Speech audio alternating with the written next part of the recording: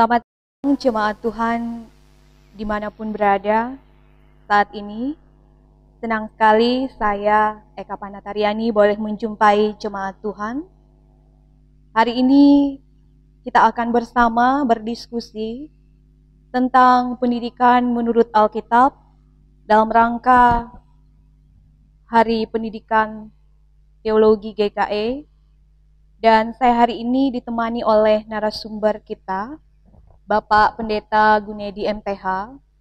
Beliau adalah Ketua Majelis Jemaat dan juga Majelis Resort GKE Tamiang Layang, yang hari ini akan berbicara kepada kita bagaimana pendidikan itu menurut Alkitab.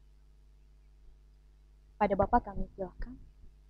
Terima kasih kepada Ibu Eka yang sudah memberikan kesempatan kepada saya secara khusus untuk dialog tentang firman Tuhan dalam tema pendidikan menurut Alkitab dalam rangka Hari Pendidikan Teologi GKE tahun 2020.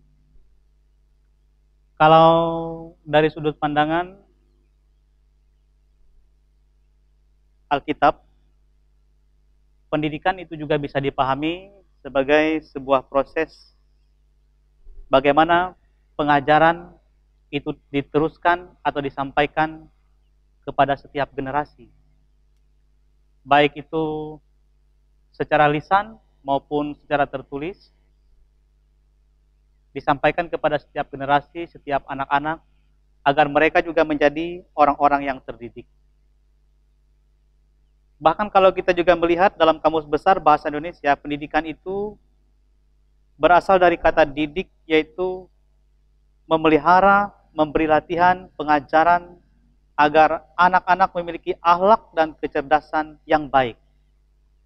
Dan saya kira dari segi sudut pandang itu juga sangat bersesuaian dengan apa yang dikatakan dalam Alkitab, bahkan dari bahasa Yunani tentang kata pedagogik, yaitu ilmu menuntun anak, menuntun setiap orang, mengajar setiap orang tentang kebenaran, tentang bagaimana perilaku hidup, bahkan juga di dalamnya terkandung tentang keteladanan yang harus diberikan kepada anak-anak itu. Artinya, intinya Bu Eka dan seluruh jemaat sekalian, bahwa pendidikan menurut Alkitab itu adalah sebuah proses pengajaran, sebuah proses memberikan keteladanan kepada setiap generasi agar mereka mempunyai akhlak yang baik, budi pekerti yang baik, bahkan mereka juga bisa berperilaku dengan baik di tengah-tengah hidup mereka, melewati ajaran dan pendidikan yang mereka terima, yang diwariskan atau diajarkan kepada mereka. Seperti itu, Bu Eka. Baik Bapak, kita tahu Pak bahwa pendidikan ini itu dilakukan secara sadar ataupun juga secara sengaja untuk menilai perilaku seseorang atau masyarakat dari keadaan yang tidak maju menjadi keadaan yang lebih maju. Dan kalau kita melihat kehidupan orang Yahudi, kita ingat bahwa mereka itu sangat terkenal sekali ketika mereka mengambil sebuah keputusan yang besar bagi hidupnya, seperti di mana mereka tinggal, berapa yang harus mereka keluarkan, terutama sekali termasuk dalam soal pendidikan. Kita kenal sekali orang Yahudi, mereka tidak gegabah dalam mengambil keputusan dalam hidupnya. Bapak mungkin bisa memberikan penjelasan seperti apa tradisi orang Yahudi dalam menempatkan pendidikan itu, seberapa pentingnya pendidikan dalam kehidupan mereka, Pak. Terima kasih, Bu Eka. Sebelum saya menjelaskan tentang bagaimana pentingnya pendidikan dan tradisi bagi orang Yahudi, saya akan membaca salah satu nas firman Tuhan dari Ulangan pasal 6 ayat 4-9. Yang demikian bunyinya, Ulangan pasal 6 ayat 4-9. Dengarlah hai orang Israel, Tuhan itu Allah kita, Tuhan itu Esa. Kasihilah Tuhan Allahmu dengan segenap hatimu dan dengan segenap jiwamu dan dengan segenap kekuatanmu. Apa yang kuperintahkan kepadamu pada hari ini, haruslah engkau perhatikan. Haruslah engkau mengajarkannya berulang-ulang kepada anak-anakmu dan membicarakannya apabila engkau duduk di rumahmu, apabila engkau sedang dalam perjalanan, apabila engkau berbaring, dan apabila engkau bangun. Haruslah juga engkau mengikatkannya sebagai tanda pada tanganmu, dan haruslah itu menjadi lambang di dahimu, dan haruslah engkau menuliskannya pada tiang pintu rumahmu dan pada pintu gerbangmu. Nah, dari apa yang dikatakan dalam nas ini, Bu Eka, bahwa pendidikan itu bagi orang Yahudi merupakan satu hal yang sangat penting. Dan itu tentunya dimulai dari sebuah keluarga dan rumah tangga. Sebagaimana juga yang dikatakan melewati nas pembacaan kita tadi. Di mana mereka melakukan pendidikan, tentunya yang lebih utama adalah dalam rumah tangga. Bahkan kita ingat kalau umat Israel dalam perjalanan mereka berhenti di satu tempat ke tempat yang lain. Dan ketika mereka berhenti itu pun, proses pendidikan itu tetap jalan. Ketika mereka sedang duduk, seperti yang dikatakan dalam firman Tuhan, ketika mereka sedang berjalan. Yang artinya bahwa sebuah pendidikan itu bagi orang Yahudi, bagi tradisi Yahudi, merupakan sebuah hal yang penting untuk mereka mewariskan setiap ajaran, kapanpun, dimanapun, dalam saat apapun, dalam situasi apapun, pendidikan itu harus mereka lakukan.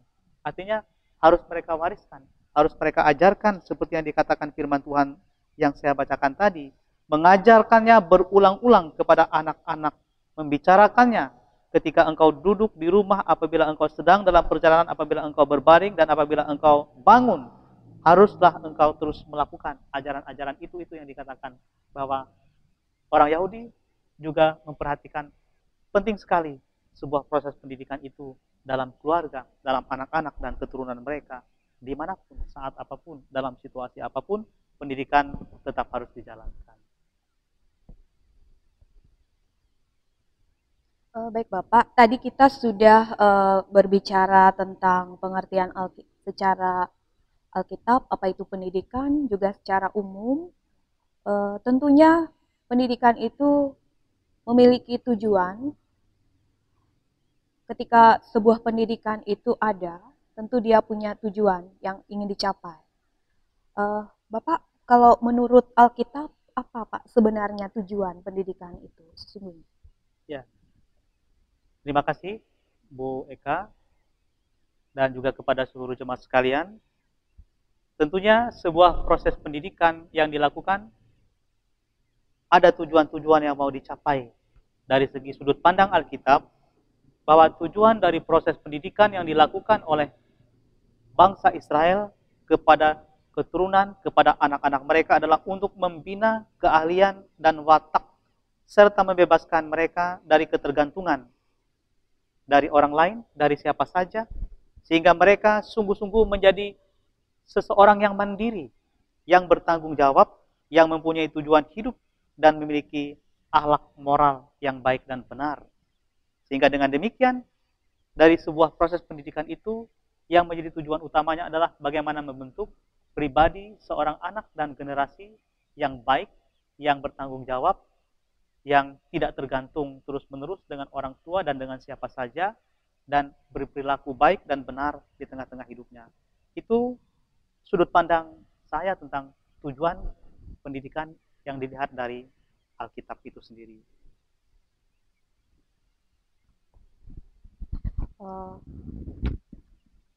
Kita ketahui Bapak bahwa orang sering katakan bahwa pendidikan itu sangat penting dan pendidikan itu bukan sesuatu yang dianggap mudah. Dan di sini dituntut sebenarnya peran orang tua.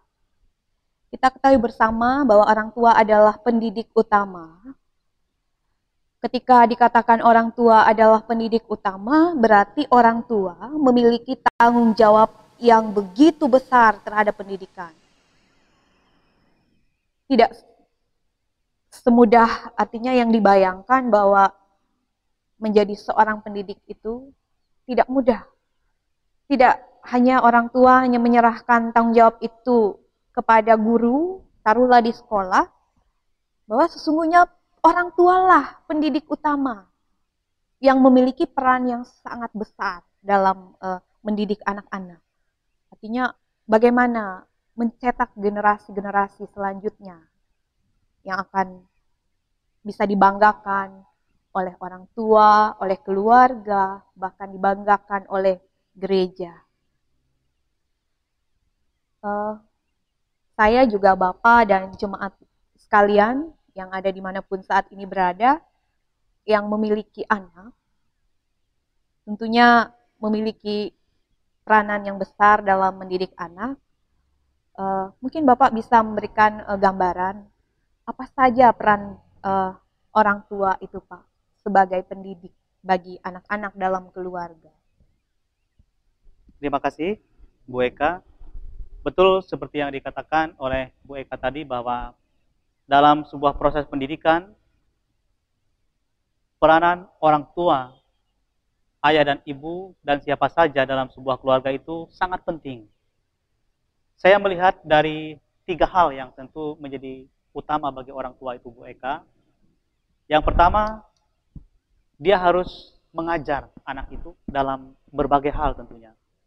Baik tentang bagaimana kehidupan di rumah, bagaimana menolong orang tua, bagaimana dia harus belajar. Walaupun tentunya anak-anak kita akan belajar di sekolah, tetapi waktu mereka di sekolah juga tidak terlalu banyak. Dan yang utama adalah orang tua mengajar di rumah tentang bagaimana kehidupan, tentang bagaimana mereka harus memiliki semangat, tentang bagaimana mereka harus belajar. Dan yang kedua tentunya, di samping orang tua itu mengajar, juga yang tidak kalah pentingnya adalah bagaimana orang tua itu membimbing setiap anak-anaknya dengan segala harapan-harapan yang diinginkan. Artinya membimbing itu dalam artian kita terus mengarahkan mereka. Sehingga ketika mereka sudah mulai menyimpang ke kiri atau ke kanan, berarti ada tanggung jawab kita sebagai orang tua untuk terus membimbing, memandu mereka agar mereka tetap berada di jalan yang lurus. Sehingga dengan demikian, dalam peran ini, tugas kita mengarahkan, membimbing mereka agar mereka bisa mencapai apa yang mereka harapkan di dalam masa depan kehidupan mereka selanjutnya. Yang ketiga, yang saya kira ini yang juga paling penting, paling utama juga dalam tugas tanggung jawab orang tua adalah bagaimana orang tua itu sendiri memberikan keteladanan. Keteladanan itu artinya adalah ketika orang tua mengajar, ketika orang tua membimbing, keteladanan itu juga menjadi mutlak karena itu yang akan dilihat oleh anak-anak itu. Satu contoh misalnya, kita mengatakan kepada anak-anak kita bahwa kita tidak boleh berdusta atau berbohong. Tetapi dalam kenyataannya, kita kedapatan oleh anak kita sedang berbohong. Nah, artinya itu yang saya maksudkan, keteladanan itu juga penting. Ketika kita mengajarkan anak kita untuk tidak boleh ini, berarti kita juga harus bisa memperlihatkan kepadanya bahwa kita tidak melakukan yang tidak boleh itu. Banyak contoh lain saya kira yang bisa kita sampaikan. Saya mengambil contoh yang sederhana yang paling umum. Misalnya kita mengatakan, mohon maaf bagi Bapak Ibu yang merokok. Misalnya kita mengatakan kepada anak kita, kamu tidak boleh merokok karena itu bisa merusak kesehatan, karena itu tidak baik dan sebagainya. Tetapi anak kita melihat bahwa kita merokok, artinya bagi dia, kenapa orang tua saya melarang saya merokok? Kenyataannya mereka tetap merokok misalnya, seperti itu maksud saya. Artinya keteladanan itu penting juga. Oleh karena itu dalam sebuah keluarga, dalam sebuah proses pendidikan itu, di samping kita mengajar, di samping kita membimbing anak-anak kita, peranan kita sebagai orang tua yang lebih utama adalah memberikan keteladanan yang baik, sikap hidup, perilaku yang kita perlihatkan di tengah kehidupan kita sehari-hari. Walaupun itu memang tidak mudah Bu Eka, tidak mudah, itu sangat sulit juga, saya paham, itu juga sangat sulit, tapi itulah tanggung jawab dan peranan kita sebagai orang tua yang benar-benar harus kita upayakan dan lakukan kepada mereka.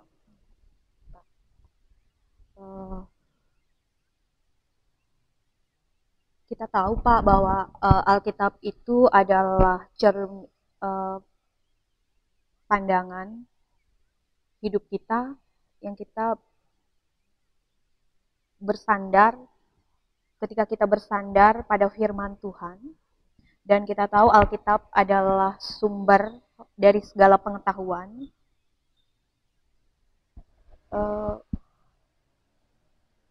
Dari Alkitab kita banyak belajar dan kita banyak melihat contoh-contoh, teladan-teladan yang ada dalam Alkitab. Ini sangat banyak sekali, sangat kompleks sekali dibicarakan dalam Alkitab. Bapak bisa nggak Pak, Bapak memberikan paling tidak ada satu contoh dalam cerita Alkitab ini, orang tua yang berhasil mendidik anak dan orang tua yang gagal dalam dia mendidik anak-anaknya.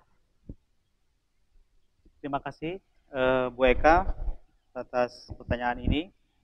Banyak sekali cerita-cerita dalam Alkitab tentang bagaimana perilaku hidup setiap orang tua untuk mendidik dan mengajarkan anaknya. Tapi saya mengambil ada satu contoh yang mungkin cerita yang sangat terkenal tentang cerita Ishak dan Ribka dengan anak mereka Esau dan Yakub.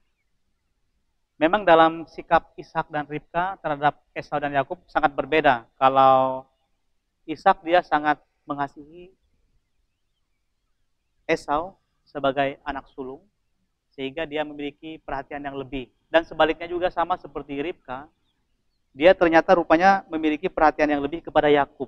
Sehingga ketika masalah anak kesulungan itu akan diberikan kepada Esau, sebagaimana yang diceritakan, ternyata akhirnya dengan berbagai cara Ribka bisa membuat itu sehingga Yakublah yang mendapat hak kesulungan itu. Dan di sini kita melihat memang peran orang tua, bagaimana orang tua mendidik juga sangat mempengaruhi. Bisa jadi dalam sebuah keluarga itu ada anak emas istilahnya, ada anak yang tidak emas lah mungkin, ada yang dianggapnya utama dan sebagainya. Itu juga terjadi dalam sebuah proses di Alkitab seperti cerita tentang Ishak dan Ribka ini, bagaimana tentang Esau dan Yakub.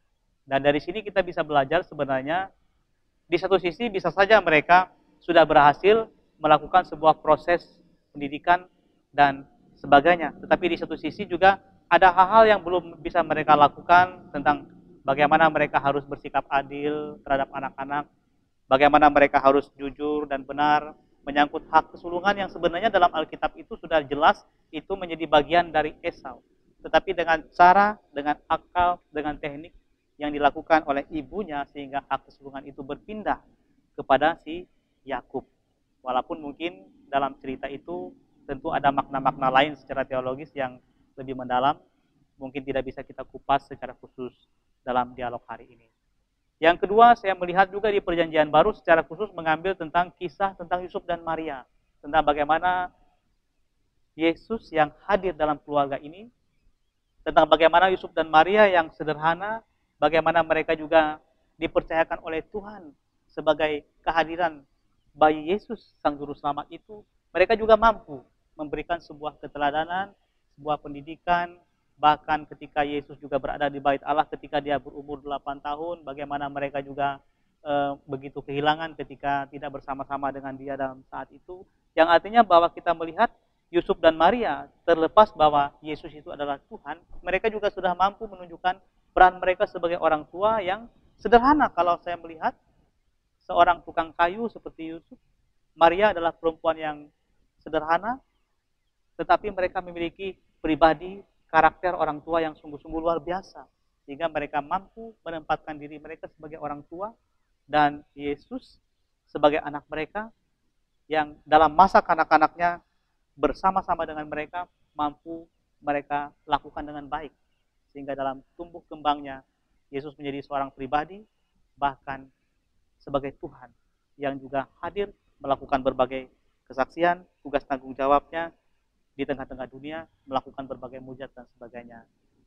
Kehadiran Yusuf dan Maria juga saya kira sebuah representasi bagaimana seorang tua yang baik, yang bisa memberikan keteladanan yang luar biasa, yang juga mampu menampilkan bagaimana peran dan tanggung jawab mereka sebagai orang tua untuk anaknya, sehingga mereka sungguh-sungguh bisa menjadi orang tua yang baik. Walaupun saya percaya juga kita sebagai orang tua juga pasti mampu dengan segala tanggung jawab kita di tengah-tengah dunia ini untuk berperan, untuk bersikap.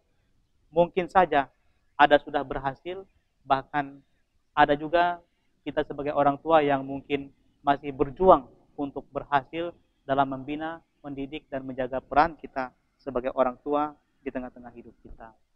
Itu, Bu Eka. Eh, Bapak, kita bersyukur ya Pak kalau sampai hari ini kita tetap diberikan sehat dan kuat oleh Tuhan. Semua itu bukan karena kekuatan kita, tapi sungguh itu adalah anugerah Tuhan yang luar biasa. Dan kita tahu kita saat ini berada di tengah pandemi COVID-19 yang bencana ini sangat mengguncang dunia. Tanpa terkecuali kita yang ada di Indonesia juga mengalami guncangan besar dengan bencana ini. Tentunya bencana ini datang begitu tiba-tiba dan tidak ada orang yang siap dengan bencana ini. Bahkan kita tahu bencana ini sungguh menghancurkan sendi-sendi kehidupan, dan termasuk di dalamnya adalah pendidikan. Saya banyak mendengar keluhan teman-teman, jemaat, betapa mereka begitu lelah, begitu hampir ada yang putus asa dengan keadaan ini. Terutama sekali mereka harus bersama dengan anak mereka, membimbing anak-anak mereka, menemani anak-anak mereka belajar di tengah pandemi COVID-19 ini. Dimana kita tahu Pak bahwa sekolah dengan terpaksa harus menutup kegiatan belajar tatap muka di sekolah, dan ini harus dilakukan secara daring. Tentunya keadaan ini sangat menjadi beban bagi orang tua, terutama beban waktu bagi orang tua yang memiliki pekerjaan lainnya. Tapi selain mengurus rumah tangga, juga ada pekerjaan-pekerjaan lain, pekerjaan pokok begitu, baik dia pegawai negeri, baik dia di perusahaan, baik juga yang di wirausaha lainnya. Tentunya dengan keadaan ini, orang tua cukup diberatkan. Selain waktu tadi juga biaya. Karena tidak sedikit biaya yang dikeluarkan untuk membeli, taruhlah paket data untuk bisa mereka mengakses internet untuk bisa belajar secara daring tadi. Dan juga sesungguhnya anak-anak juga Pak, saya lihat mereka sebenarnya bosan karena mereka ingin bertemu dengan teman-teman di sekolah, bertemu dengan guru. Itu sebenarnya yang sangat mereka rindukan. Tapi apa yang mau dikata, karena sesungguhnya COVID ini kita tidak tahu kapan COVID ini berakhir. Mungkin Bapak bisa memberikan motivasi kepada para orang tua yang begitu ekstra untuk bersama dengan anak-anak dalam proses pembelajaran yang dilakukan secara daring saat ini, Pak. Terima kasih dari Bu Eka. Betul, memang pandemi COVID-19 ini juga berdampak kepada semua hal, bukan hanya masalah ekonomi, bukan hanya kepada aktivitas dan kegiatan-kegiatan di kantor dan di rumah-rumah ibadah, tetapi juga berdampak dalam dunia pendidikan. Bagus sekali pertanyaan tadi. Di momen Hari Pendidikan Teologi GKI ini juga kita mencoba mengaitkan bagaimana kita menyikapi dengan sistem pendidikan yang tidak akan mungkin sampai saat ini dilakukan secara tatap muka langsung. Otomatis dilakukan melalui daring, anak-anak belajar di rumah bersama orang tua. Betul, Ini merupakan tantangan tersendiri, apalagi saya sendiri juga merasakan karena ada anak yang juga masuk kelas 1 SD, baru masuk kelas 1 SD, dan juga memang harus mengerjakan tugas-tugas dan mengajar anak-anak di rumah. Tapi saya melihat di tengah-tengah berbagai kesulitan yang dialami oleh semua orang tua, saya melihat satu hal, spirit utama bagi kita adalah kita ingin agar anak-anak kita itu tetap belajar dan terdidik dalam situasi apapun. Walaupun saat ini pelajaran tidak bisa dilakukan langsung di sekolah, tatap muka anak-anak, tetapi dilakukan di rumah secara mandiri, melewati daring. Saya pikir juga tetap penting kita memiliki semangat, walaupun tentu ada kesulitan-kesulitan dan kendala, masalah jaringan mungkin, masalah biaya yang bertambah, dan juga kesibukan orang tua dalam tugas utama, kita juga bisa memahami. Tetapi kalau kita mencoba kembali kepada konteks firman Tuhan yang saya bacakan dari ulangan tadi, bahwa pendidikan itu bisa dilakukan di mana saja dalam berbagai situasi dan kondisi, dan yang utamanya adalah tentu peran orang tua di sini tadi. Walaupun memang orang tua mungkin akan berkata, kita kan sudah menyekolahkan anak kita, tentu ada biaya, pemerintah juga sudah memberikan anggaran untuk pendidikan, kenapa orang tua disibukkan, direpotkan. Betul, saya pikir seperti itu dari sudut pemahaman itu, tapi dari sudut pemahaman lain kita juga bisa melihat, dan ini juga mungkin menjadi motivasi kita pertama, bahkan ini juga menjadi momen, kesempatan bagi kita juga untuk turut andil lebih besar untuk memberikan pengajaran kepada anak-anak kita di rumah. Walaupun mungkin ada saja orang tua yang waktunya mungkin tidak bisa pagi karena dia harus bekerja di kantor, mungkin dia bisa sore atau malam. Dan juga kalau kami lihat guru-guru di sekolah juga tidak ada mengharuskan bahwa tugas itu diserahkan atau dikumpulkan pada saat pagi. Yang terpenting tepat waktu sesuai dengan jadwal, kita bisa antar, kita bisa lakukan. Dan seperti kami, tidak harus pagi kami mengajar anak kami, bisa malam, walaupun jadwal sekolah itu kan pagi. Kita mengambil momen di malam hari sehingga kita bisa bersama-sama mengajarkan anak kita.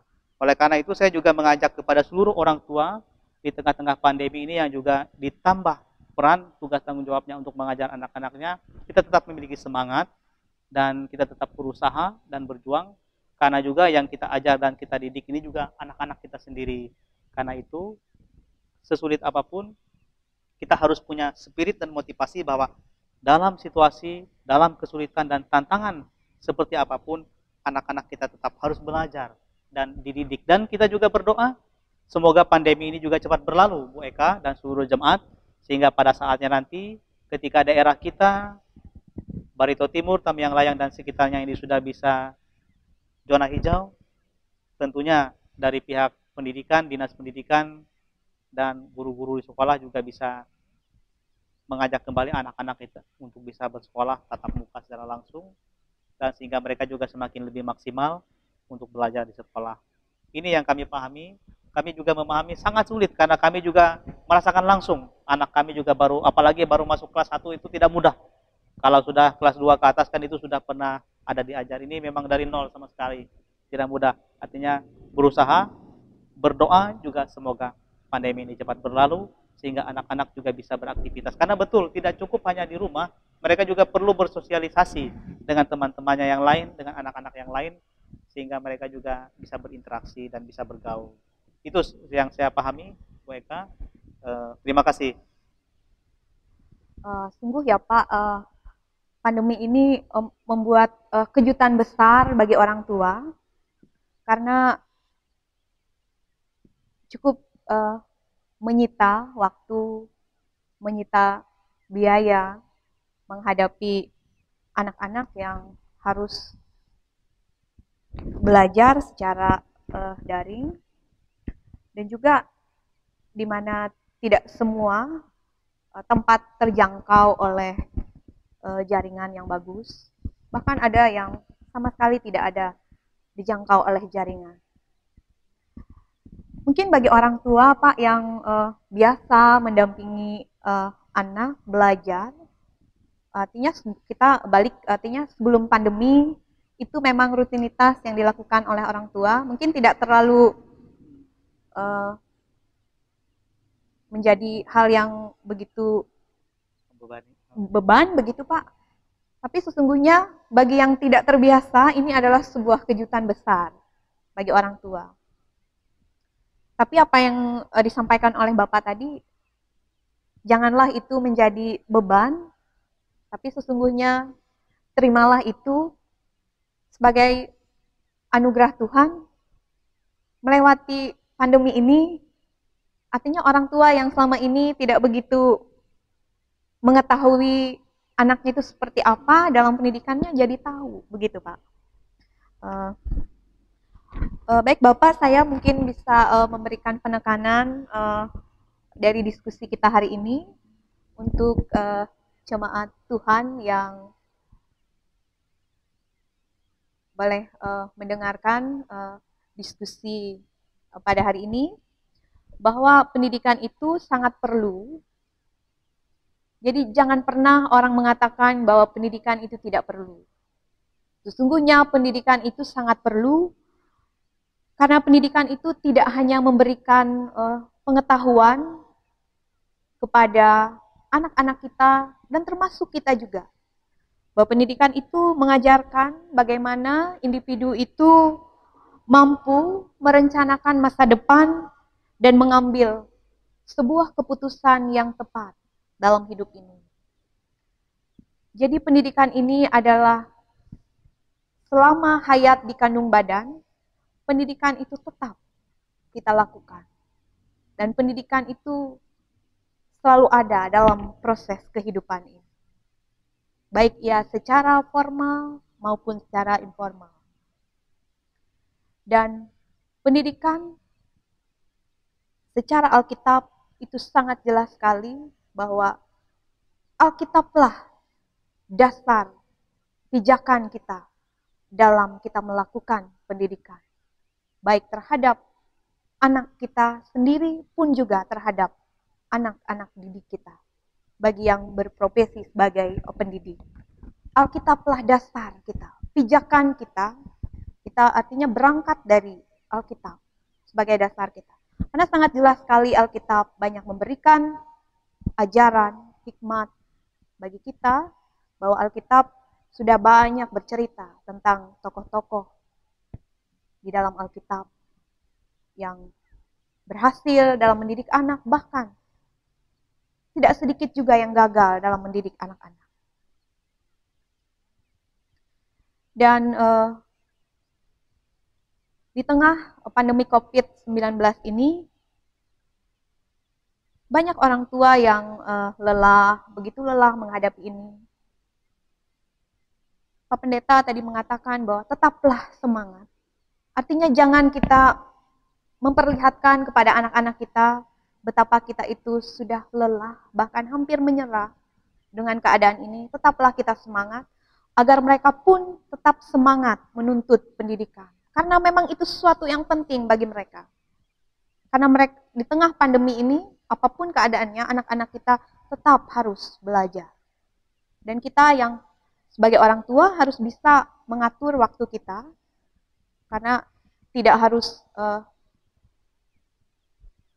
seperti yang Bapak tadi katakan, bahwa tidak hanya jamnya itu pagi, bisa dia siang, bisa dia sore, malam, bisa.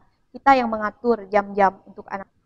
Dan peran orang tua sangat besar dan sangat penting dalam mendidik anak-anak. Yang pertama, orang tua harus mampu mengajar anak-anak. Kemudian, orang tua harus mampu membimbing dan mengarahkan anak-anak. Dan tidak kalah pentingnya, peran orang tua adalah mampu menjadi teladan yang bisa digugu dan ditiru oleh anak-anak kita. Karena mereka adalah seperti kertas putih yang tidak ada coretannya. Kitalah yang menulis mereka, sehingga kitalah yang membentuk mereka mau dibawa kemana anak-anak kita. Karena sering orang katakan kesuksesan orang tua itu terlihat dari kesuksesan anak-anak.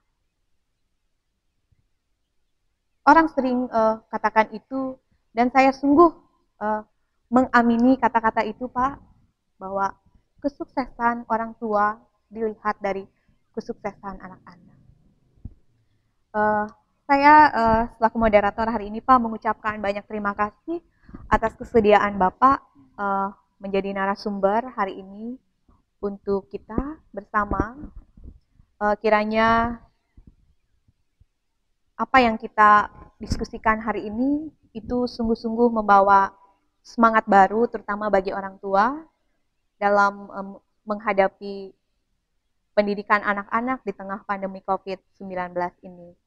Kiranya kita juga selalu diberikan oleh Tuhan kekuatan, kesehatan, dan berdoa bersama. Kiranya pandemi ini segera berakhir dan kita kembali boleh melakukan segala sesuatu seperti sebelum ada pandemi COVID-19.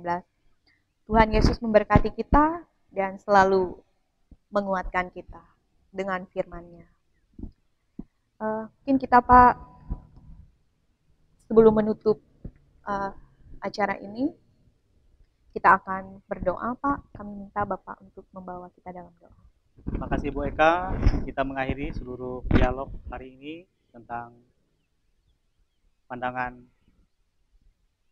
Alkitab terhadap pendidikan dalam rangka Hari Pendidikan Teologi. Kita bersatu dalam doa untuk mengakhiri seluruh rangkaian diskusi dialog firman Tuhan hari. Mari kita berdoa. Kami mengucapkan syukur dan terima kasih kepada Tuhan Yesus Kristus yang memberikan kesehatan, kekuatan, dan kesempatan kepada kami hari ini untuk bersama-sama merenungkan dan menghayati firman-Mu dalam dialog tentang firman Tuhan dalam Hari Pendidikan Teologi pada kesempatan ini. Kami menyadari dan kami percaya bahwa pendidikan sangat penting bagi kami, bagi setiap generasi. Oleh karena itu juga melewati Hari Pendidikan Teologi ini, biarlah kasih karunia dan berkat Allah juga melimpah dalam hidup kami. Mengingatkan kami bahwa pendidikan itu akan memproses kami, memberikan pengajaran, bahkan memberikan kami untuk boleh berperilaku, berbuat baik sesuai dengan kehendak Tuhan. Kami juga berdoa secara khusus kepada setiap lembaga pendidikan, baik formal dan non-formal. Kiranya kasih karunia dan berkat Tuhan juga menyertai seluruh lembaga pendidikan itu. Baik dari tingkat taman kanak-kanak sampai ke tingkat perguruan tinggi. Engkau memberkati seluruh proses itu. Para pengajar, para dosen, para guru yang ada di dalamnya. Bahkan seluruh para peserta didik. Biarlah kami semua mampu menempatkan diri dan tugas tanggung jawab kami dengan sebaik-baiknya. Demikian juga kami menyerahkan kepada lembaga-lembaga pendidikan yang dimiliki oleh Gereja Kalimantan Evangelis. Kiranya juga Tuhan memberkati, baik yang di tingkat taman kanak-kanak bahkan sampai ke perguruan tinggi, agar tetap mampu hadir, mewartakan kabar baik melewati dunia pendidikan, sehingga dengan demikian dapat bersaksi tentang kebenaran dan kuasa firman Tuhan di tengah-tengah kehidupan kami. Kami juga mendoakan kepada seluruh orang tua, mendoakan kepada anak-anak kami yang dalam masa-masa pendidikan, terutama di tengah-tengah pandemi COVID-19 ini. Tuhan memampukan kami semua, terutama untuk boleh membimbing mengajar anak-anak kami di rumah masing-masing. Bahkan untuk memandu mereka, membimbing mereka untuk mengerjakan tugas-tugas yang ditentukan dari sekolah. Sehingga dengan demikian mereka juga tetap boleh mengikuti seluruh proses pendidikan. Mereka juga boleh terus belajar untuk memiliki masa depan yang baik di hari-hari ke depan. Kami selaku orang tua diberikan kesabaran, akal budi dan hikmat untuk setia mengajar anak-anak kami, membimbing anak-anak kami di rumah, sehingga mereka sungguh-sungguh diarahkan dalam masa-masa pendidikan mereka, sekalipun dilaksanakan secara daring, dilaksanakan di rumah masing-masing. Bapa kami dalam sorga, Bapa kami dalam Tuhan Yesus Kristus, kami serahkan juga seluruh pelayanan gereja kami di tengah-tengah pandemi COVID-19, baik yang dilakukan oleh para pendeta, penginjil, penetua, diakon, dan segenap pelayan Tuhan pekerja gereja. Engkau mampukan kami untuk melaksanakan tugas tanggung jawab pelayanan itu di tengah-tengah jemaat kami. Bahkan untuk memberi kekuatan, semangat, dan keteguhan iman, terutama di masa-masa sulit di tengah-tengah pandemi COVID-19. Terima kasih Bapak, terima kasih Tuhan Yesus Kristus. Inilah doa dan ucapan syukur kami yang kami naikkan hanya dalam nama Tuhan Yesus Kristus yang telah mengajar kami bersama untuk mengucapkan doa Bapa kami. Bapa kami yang di sorga, dikuduskanlah namamu. Datanglah kerajaanmu, jadilah kehendakmu di bumi seperti di sorga. Berikanlah kami pada hari ini makanan kami yang secukupnya, dan ampunilah kami akan kesalahan kami, seperti kami juga mengampuni orang yang bersalah kepada kami. Janganlah bawa kami ke dalam pencobaan, dilepaskanlah kami daripada yang jahat, karena Engkau yang punya kerajaan, dan kuasa dan kemuliaan, sampai selama-lamanya. Amin. Kami dari Majelis Resort, Majelis Jemaat GKI Tambayang Layang mengucapkan selamat merayakan Hari Pendidikan Teologi GKI. Kiranya kasih, berkat, dan penyertaan Tuhan memimpin menyertai kita, sehingga dengan demikian setiap anak-anak kita pun terus dididik dan diajarkan dengan sebaik-baiknya. Tuhan Yesus memberkati. Salam. Tetap sehat, tetap semangat. Tuhan Yesus memberkati.